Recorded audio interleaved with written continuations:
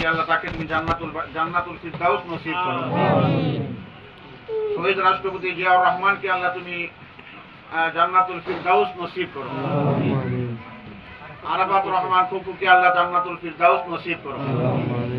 এমনিভাবে যারা এই দেশের জন্য শাহাদাত বরণ করেছেন, যারা দেশের জন্য প্রাণ দিয়েছেন, তাদের সকলকে তুমি জান্নাতবাসী করো। আয় আল্লাহ, আমাদের সকলকে সৎভাবে, সঠিকভাবে, সত্য কথা বলে, সত্যভাবে দেশকে পরিচালনা করার তৌফিক দান করো। মাজহার ভাইকে যদি তুমি পছন্দ করো, তাকে তুমি কবুল করে নাও। এমনিভাবে আয় আল্লাহ, যত প্রার্থী যেখানেই দিয়েছেন তাদেরকে সঠিকভাবে যেন কাজ করতে পারে, তারা যেন এমপি হয়ে বের হইতে পারে, তুমি তৌফিক দান করো।